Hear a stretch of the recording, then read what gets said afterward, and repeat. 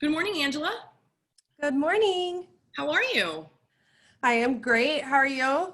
I'm doing pretty good. It's a little Good. crazy out there, It but is. oh, okay, slides are working. That's great.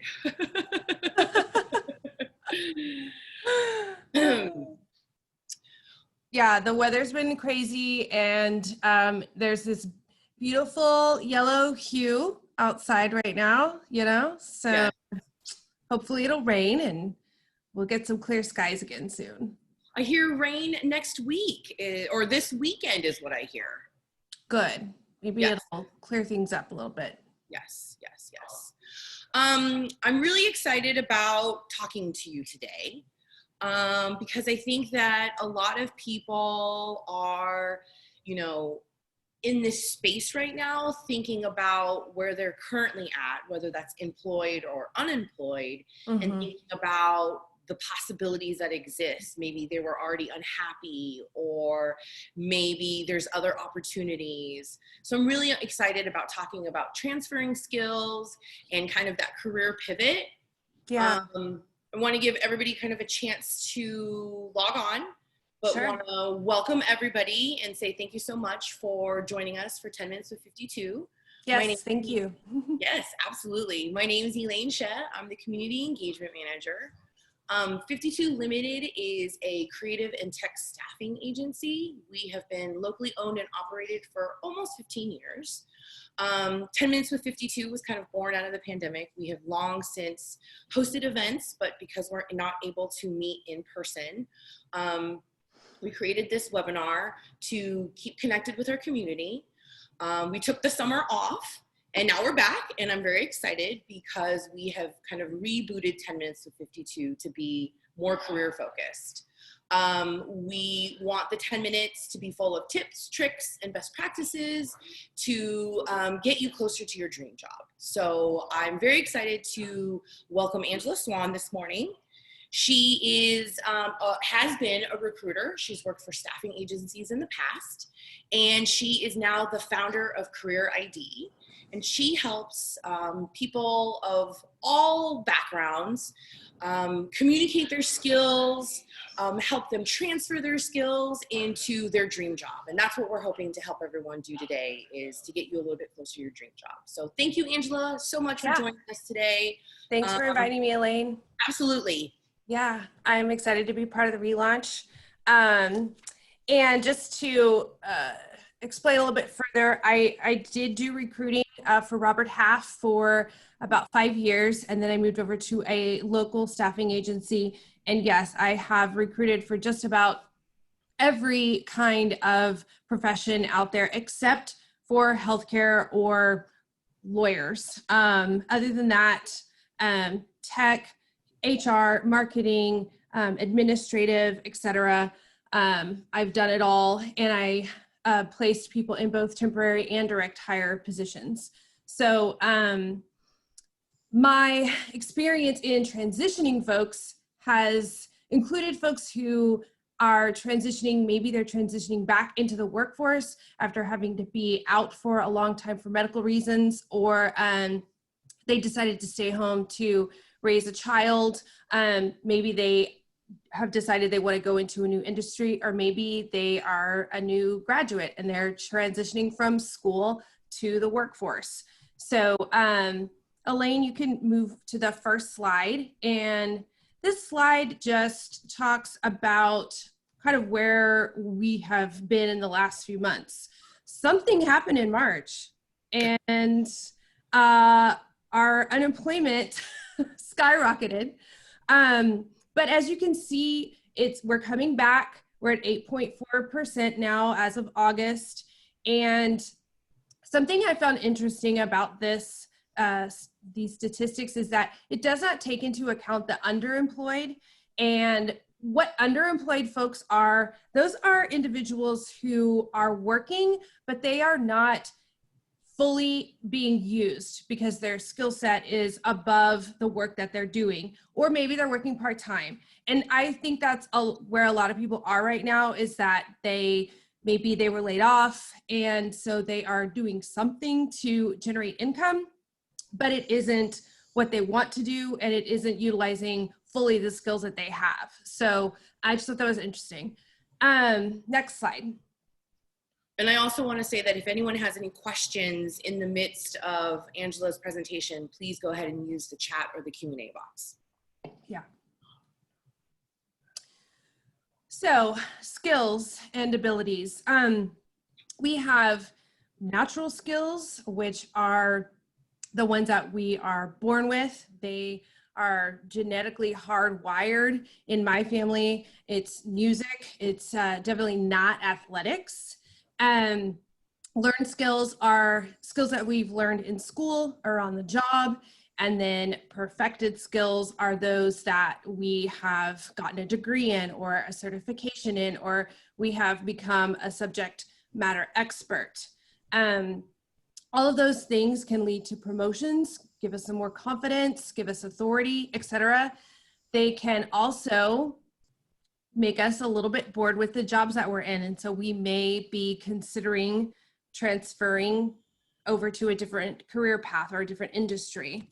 So next slide. So transferable skills, that's what we're here to really talk about. Transferable skills are those that are barrier free. So it doesn't matter what industry, it doesn't matter what location, it could be, they're universal. It doesn't matter where you learned them or what position you are in the company. That's what portable means. It doesn't matter if you're entry-level intern or you're the CEO. This skill is a skill that is needed across the board. And those are the skills that are going to help you move into a new career path. So we can move to the next slide. These are just examples of some of the transferable skills that we all have. So communication, that means verbal and written. That could be public speaking, that could be blogging, that could be rewriting contracts or making sure contracts are written in a compliant way, technical writing, even closed captioning, typing. You're listening and you're typing at the same time. Leadership skills. You do not have to have the title of manager in order to have leadership skills. You may have led others in a new process, or you may have led others in a new initiative. You may be a manager's backup, or you may have served as an interim manager while maybe somebody went out on a medical leave or a maternity leave. Creativity. Literally everything requires creativity. So if you want to figure out if it's creative or not, just ask a friend. I mean, we all have it. Project management. Don't have to have a PMP certification. If the thing that you have worked on had a deadline or multiple milestones, end goals, a good example is fundraising. You have a goal, you have a beginning, middle, and end, and you have a goal at the end that is measurable. Critical thinking is another great transferable skill. If you are trying to make a decision in the present and you're taking history into account in order to make that decision, and you're looking at data and you're making decisions that require facts, that is critical thinking. And then numeracy. Don't have to be an accountant or a bookkeeper.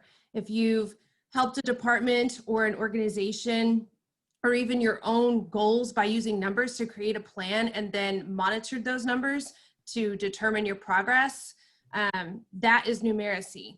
Sales figures, product specifications, all of those things fall under the transferable skill of numeracy. Next slide. I know we're at 9:10 already, my goodness. That's okay, that's okay. So communicating those transferable skills, my suggestion is to put that experience through this filter to try to figure out whether or not that skill is irrelevant. A couple of examples. I've worked with a few teachers now, and when you think of a teacher, you think, oh, they write curriculum, they're dealing with students. That's a very specific kind of job. However, the skill of writing curriculum, it shows creativity, it shows time management, it shows the ability to research and have critical thinking, obviously communicating that, goal setting, data analysis, because they're making sure that their students are progressing in a certain way or where they need to focus more on. So all of those things, even though a teacher is considered a very specific kind of job with a very specific set of responsibilities, there are things within that job that have transferable skills. It's just a matter of communicating that. You can go to the next slide, which is what we're going to talk about, how to communicate that. When you are creating your resume or you're in an interview, you want to, when you're communicating those things, the transferable skills, the accomplishments that you're highlighting, they need to have meat on their bones. They need to have numbers, awards, evidence through that transferable skill. You communicated or you used leadership in order to accomplish these things. There should be a recurring theme. If one of your greatest transferable skills is leadership, show them the pattern. When you were at X company, you used leadership to accomplish X. And then again, you use leadership to accomplish X. Point out the pattern to them.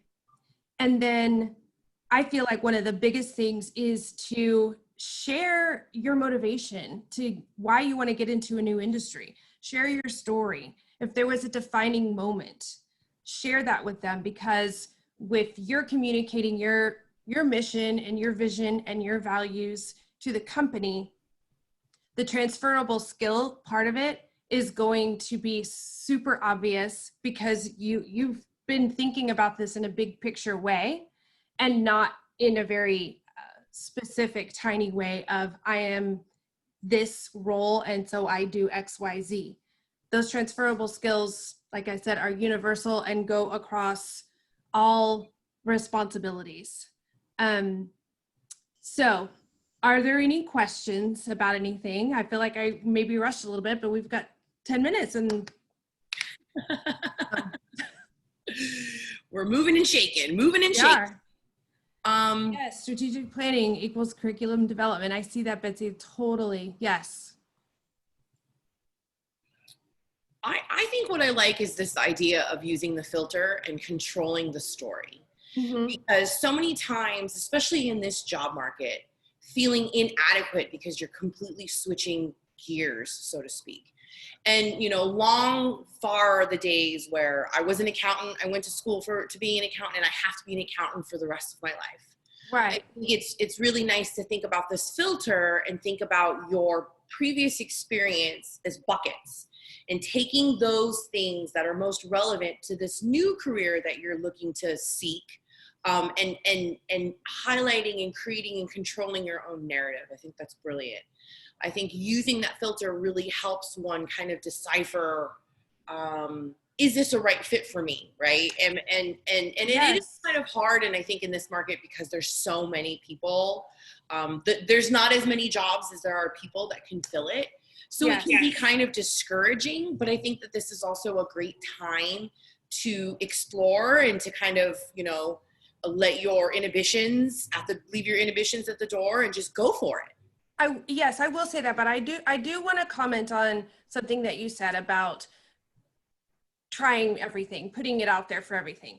There's a misconception out there, and I get it. When you're unemployed or when you're underemployed, you're not feeling like you're being productive, and you're not doing what you're supposed to be doing. And so a lot of times when I'm talking to people, they are talking about, I've sent out so many resumes, and I've been searching and I'm not getting any calls or anything like that.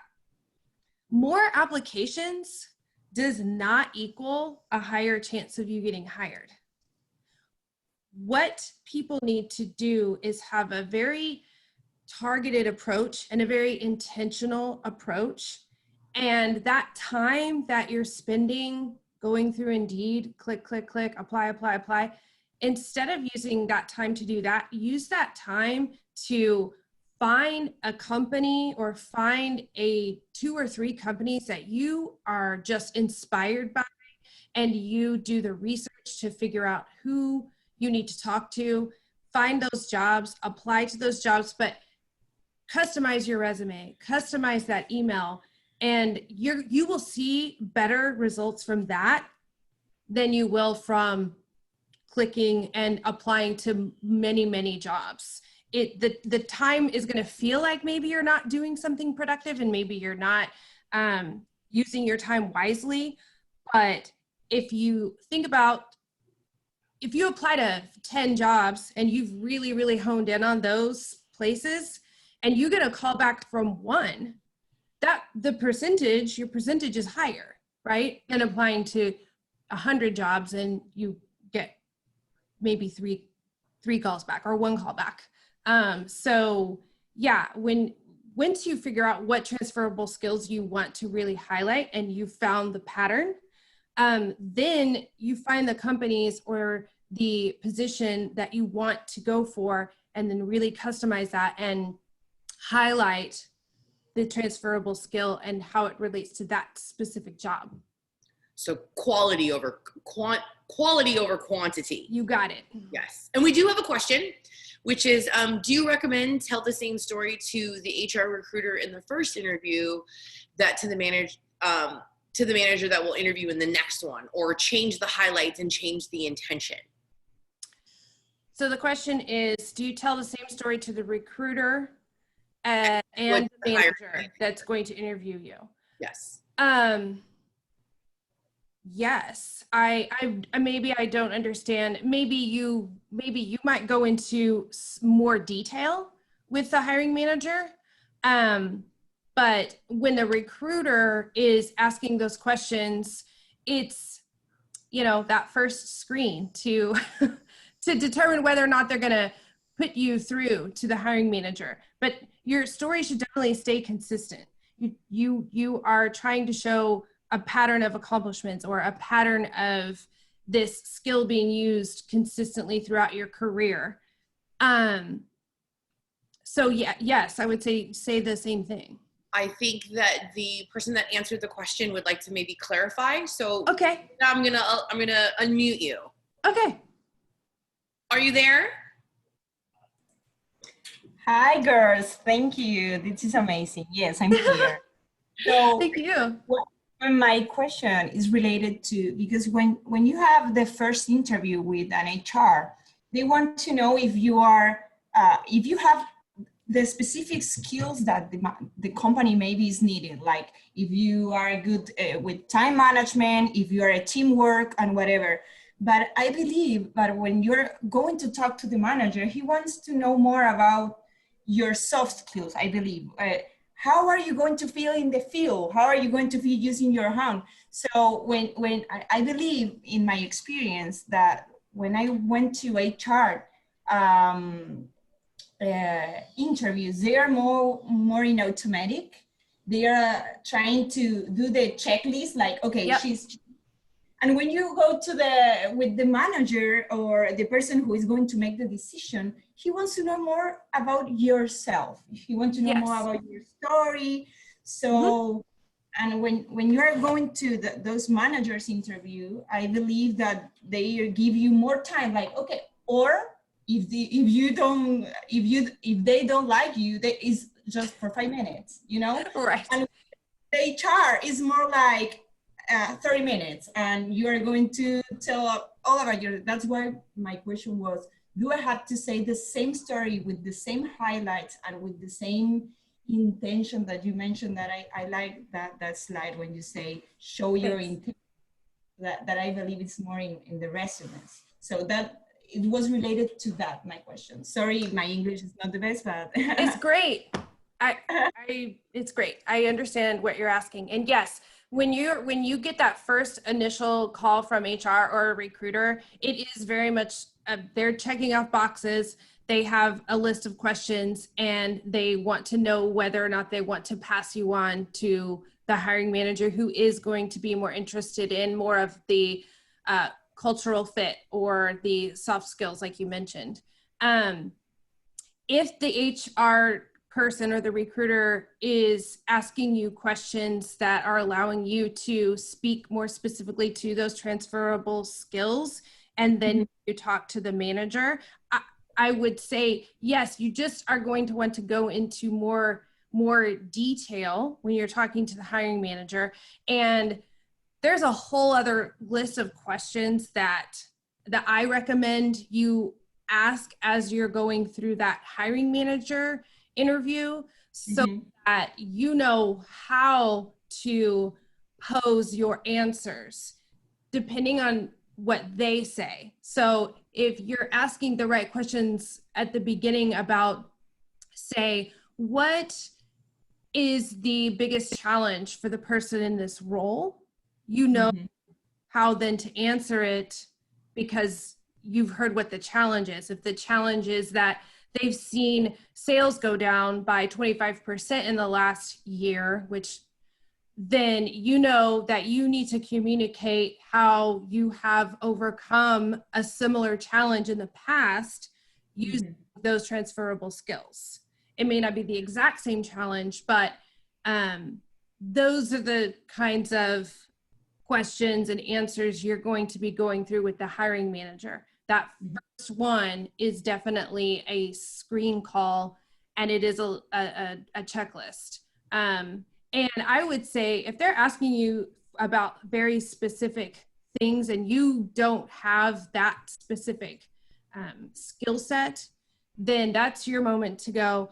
They asked me if I have done XYZ. I haven't done that exact thing. And I would say this, I haven't done that exact thing. However, I believe that you need to have this skill in order to accomplish that.